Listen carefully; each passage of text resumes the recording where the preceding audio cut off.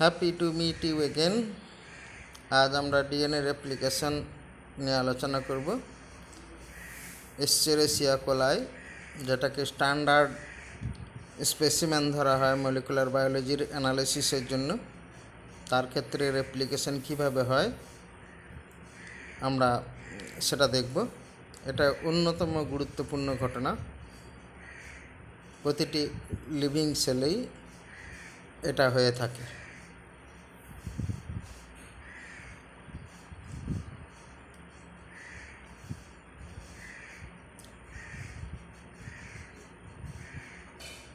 DNA replication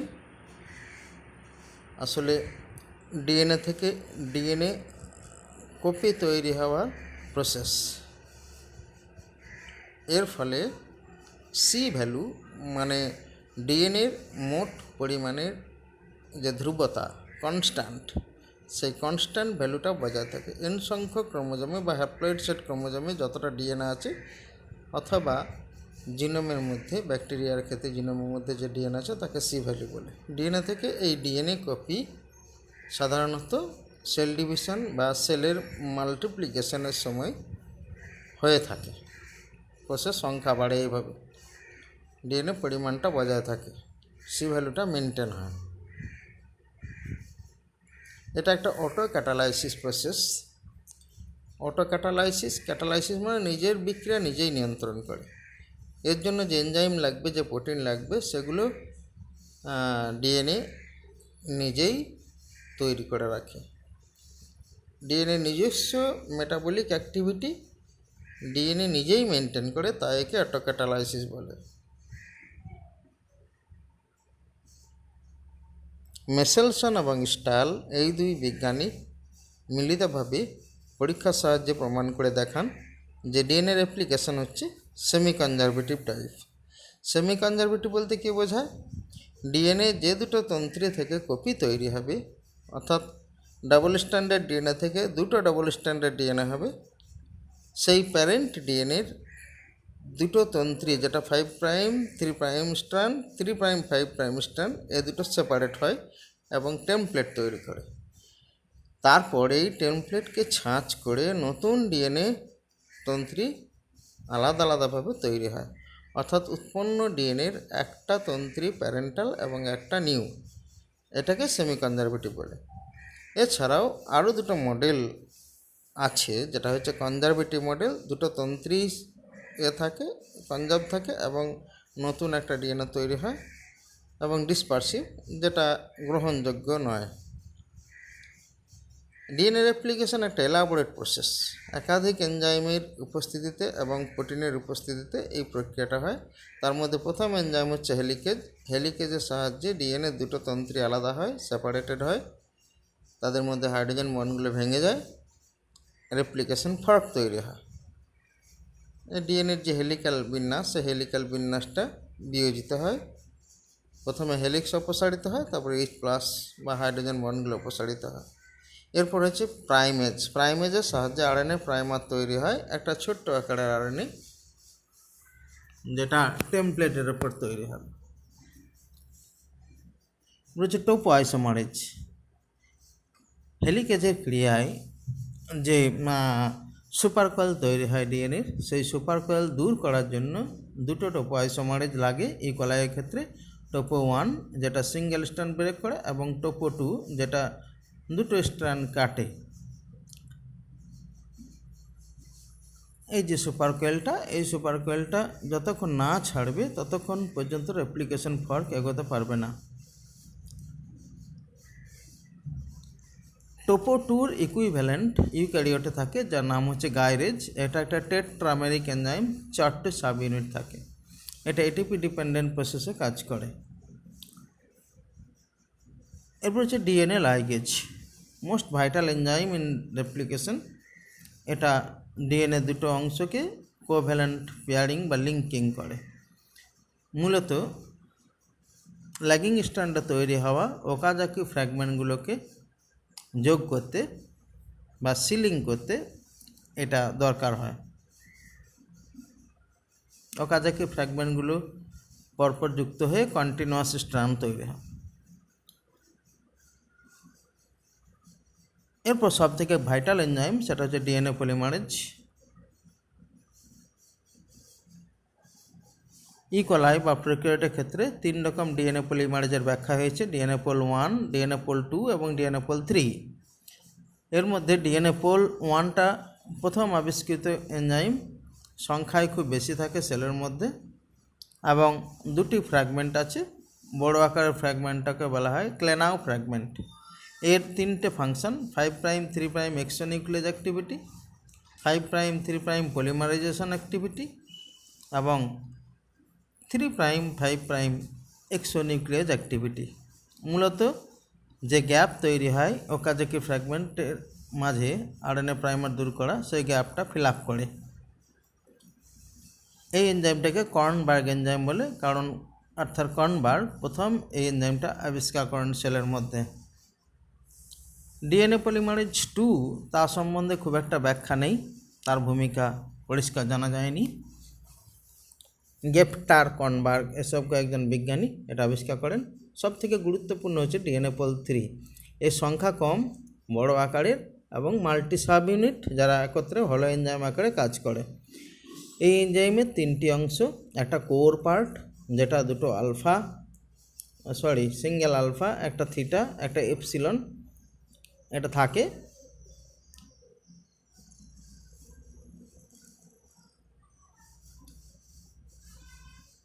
এরপর beta clamp, দুটো sub unit থাকে এবং গামা ক্ল্যাম্প লোডার বা বিটা ক্ল্যাম্প লোডার, এটাতে gamma, delta, delta prime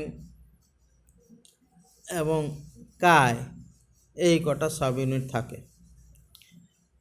DNA রেপ্লিকেশনের সময় এরা মিলিতভাবে থাকে, যাকে ডিএনএ পোল 3 হলো এনজাইম বলে। দুটো তন্ত্রীর সিনথেসিস একই সাথে চলে, যেটা ট্রম্বন মডেলে ব্যাখ্যা দেওয়া হয়। এই দুটো তন্ত্রীকে সিনথেসিস করার জন্য দুটো এনজাইম বা দুটো ডিএনএ পলিমারেজ 3 হলো এনজাইম একসঙ্গে থাকে, যেটা টাউ ফ্যাক্টর দ্বারা যুক্ত থাকে। এরা মিলিতভাবে অগ্রসর হয়।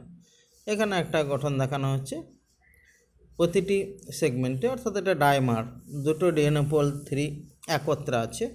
প্রতিটির একটা করে আলফা, একটা করে এপসিলন, একটা করে থিটা আছে এবং দুটো করে বিটা আছে।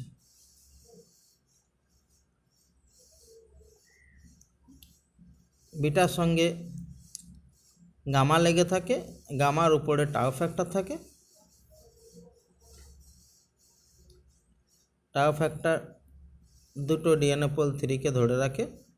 গামার সঙ্গে যুক্ত থাকে বিটা, ডেল্টা, ডেল্টা প্রাইম এবং কাই, এই কটা সাব ইউনিট।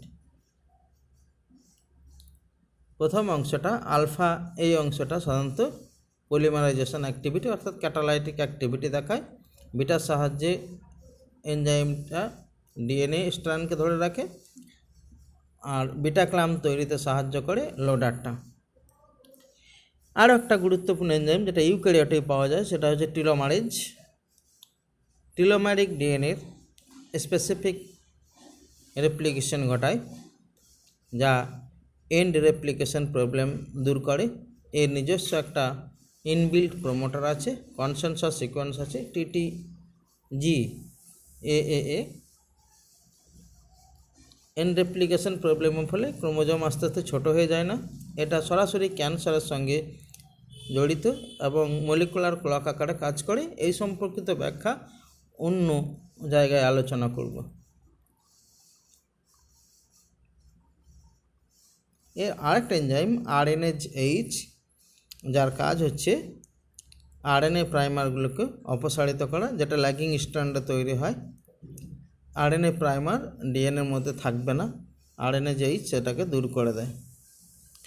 এরপর যে প্রোটিনগুলো অংশ নেয় রেপ্লিকেশনে, তার মধ্যে সবথেকে গুরুত্বপূর্ণ হচ্ছে সিঙ্গেল স্ট্র্যান্ড বাইন্ডিং প্রোটিন, যেটা ল্যাগিং স্ট্র্যান্ডে যুক্ত হয় যাতে রেপ্লিকেশন ফর্কটা জুড়ে না যেতে পারে। আবার আরেকটা প্রোটিন হচ্ছে DNA class protein, DNA-A, DNA-B এবং DNA-C, এই 3টে প্রোটিন অংশ নেয়।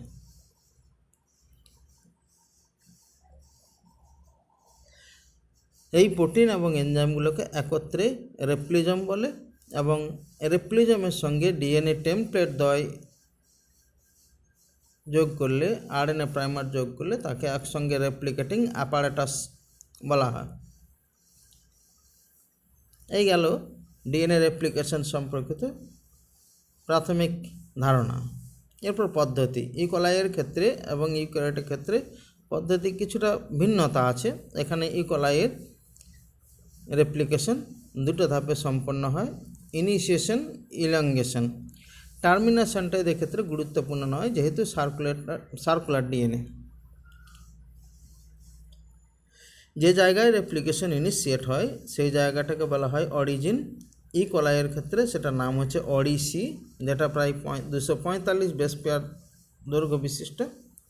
এর দুটো রিজিয়ন আছে, একটা 5টা রিপিটযুক্ত 9 বিপি এবং একটা 4টি রিপিটযুক্ত 13 বিপি সেগমেন্ট। এটা কনসেনসাস, অর্থাৎ যে ইনিশিয়েটর প্রোটিন এবং এনজাইম তারা এই জায়গায় যুক্ত হতে পারবে। প্রথমে ডিএনএ এ প্রোটিন সেখানে রিক্রুটেড হয়। রিক্রুটেড হওয়ার পর তাদের সংখ্যা বাড়তে থাকে। সংখ্যা বাড়লে ডিএনএ বেন্ডিং হয়। ডিএনএ বেন্ডিং হয়ে গেলে ডিএনএ বি প্রোটিন সেখানে আসে। ডিএনএ বি প্রোটিন আসলে হেলিকেজ, দুটো তন্ত্রীকে আলাদা করে প্রাথমিক ফর্ক বা বাবেল তৈরি করে। এরপর ডিএনএ সি প্রোটিন সেখানে এলে রেপ্লিকেশন শুরু হয়ে যায় এবং দুই অভিমুখে রেপ্লিকেশন চলতে থাকে। একে বাইডাইরেকশনাল রেপ্লিকেশন বলে। এখানে চিত্রের মাধ্যমে সেটা দেখানো হচ্ছে। এটা রেপ্লিকেশন ফর্ক হয়েছে। এই জায়গায় হাইড্রোজেন বন্ড ইনট্যাক্ট আছে, হেলিকেজ এখানে লেগে আছে। দুটো তন্ত্রী, একটা 5 প্রাইম 3 প্রাইম এবং একটা 3 প্রাইম 5 প্রাইম। একটা তন্ত্রীর 3 প্রাইম প্রান্তে সবসময় আরএনএ প্রাইমারটা তৈরি হয় টেমপ্লেটে, যাতে 5 প্রাইম 3 প্রাইম অভিমুখে ডিএনএ সংশ্লেষিত হতে পারে। DNA always synthesis in 5 prime 3 prime orientation. একটা তন্ত্রীতে নিরবিচ্ছিন্নভাবে সিনথেসিস চলবে, যেটাকে বলা হয় ল্যাগিং স্ট্র্যান্ড। তৈরি হওয়া তন্ত্রীটাকে লিডিং স্ট্র্যান্ড, আর যেটাতে কেটে কেটে হয় সেটাকে ল্যাগিং স্ট্র্যান্ড বলে। লিডিং স্ট্র্যান্ডে একবার মাত্র আরএনএ প্রাইমার যুক্ত হবে, কিন্তু ল্যাগিং স্ট্র্যান্ডে প্রতিবার রেপ্লিকেশন ফর্কের সময় আলাদা আলাদা ভুল হয়েছে এই জায়গা। এটা কন্টিনিউয়াস লিডিং স্ট্র্যান্ড, লিডিং স্ট্র্যান্ডে একবারই মাত্র আরএনএ প্রাইমার যুক্ত হবে, কিন্তু ল্যাগিং স্ট্র্যান্ডে প্রতিবার ফর্ক তৈরির সময় একবার করে আরএনএ প্রাইমার তৈরি হবে। এটা পিছিয়ে যায়। এসএসবিপি ল্যাগিং স্ট্র্যান্ডে লাগে। হেলিকেজ এবং প্রাইমেজ একত্রে অগ্রভাগে অগ্রসর হয় এবং যে সুপারকয়েল তৈরি হয় সেটা টোপোআইসোমারেজ বা গাইরেজ অপসারণ করে, নচেত রেপ্লিকেশন ফর্ক সামনে এগোতে পারবে না, রেপ্লিকেশন স্টপ হয়ে যাবে। এরপর ওকাজাকি ফ্র্যাগমেন্টগুলোকে জয়েন করতে হয়, তার জন্য আরএনএ প্রাইমারটা অপসারণ করতে হয়। আরএনএ প্রাইমার অপসারণ করার জন্য আরএনএজ এইচ এই এনজাইমটা লাগে। লিডিং স্ট্র্যান্ডে কন্টিনিউয়াস হয়, তাকে নিয়ে কোনো সমস্যা নেই। ল্যাগিং স্ট্র্যান্ডে আরএনএ প্রাইমারগুলো অপসারণ হয়ে যায়। আরএনএজ এইচ এই কাজটা করে। অপসারণ হয়ে যাওয়ার পর যে গ্যাপটা হয় সেই গ্যাপটা ডিএনএ পোল 3 অথবা ডিএনএ পোল 1 সিনথেসিস করে। তারপর লাইগেজ এনজাইম দিয়ে ওকাজাকি ফ্র্যাগমেন্টগুলো সব জুড়ে গিয়ে একটা কন্টিনিউয়াস স্ট্র্যান্ড তৈরি হয়। রেপ্লিকেশন সমাপ্ত হয়ে গেলে এই তন্ত্রগুলো আর আলাদা করে বোঝা যায় না কোনটা ল্যাগিং কোনটা লিডিং। রেপ্লিকেশন সাধারণত ইকোলাইয়ের ক্ষেত্রে যেহেতু সার্কুলার ডিএনএ, সবথেকে প্রচলিত মডেলটা হচ্ছে রোলিং সার্কেল মডেল। এই পদ্ধতিতে ডিএনএ রেপ্লিকেশনটা সম্পন্ন হয়। ধন্যবাদ। এই পর্যন্তই। পরবর্তী ভিডিওগুলোতে আমরা ট্রান্সলেশন নিয়ে আলোচনা করব।